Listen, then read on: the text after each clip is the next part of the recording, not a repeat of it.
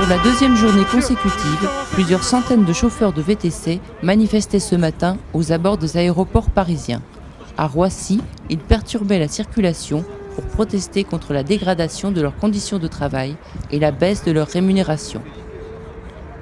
En milieu de journée, une délégation devait être reçue par le ministre des Transports, Alain Vidali. Aujourd'hui, les chauffeurs demandent le soutien de l'État afin d'entamer des négociations avec la direction d'Uber, le principal acteur du secteur. C'est clairement de l'esclavage moderne.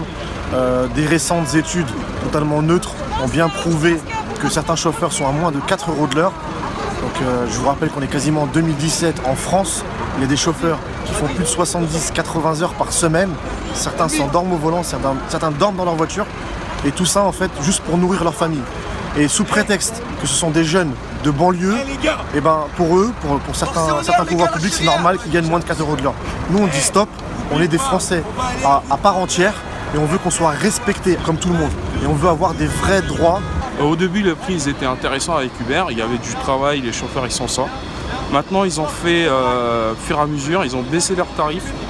Ils étaient à 10 € minimum la course, ils ont baissé jusqu'à 8 € et après ils l'ont baissé jusqu'à 5 € la course et avec une marge de 20%. 5 € la course minimum, ça veut dire c'est moins cher que le métro.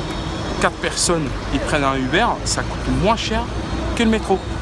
Donc, et avec ça, il faut enlever le 20% de marge d'Uber, la TVA, le charge pour l'essence, la voiture, et c'est énorme, c'est énorme. C'est les mutes, c'est devenu l'esclavage moderne. C'est plus que de l'esclavage, c'est plus que ça, parce que, en fait, Uber, malgré qu'on ait des sociétés et notre patron nous impose les courses, nous donne rien, nous donne aucune information en fait. On n'a aucune information sur le prix des courses, sur le prix de tout, on a tout à la fin. Le client, lui, c'est tout, nous, on sait rien.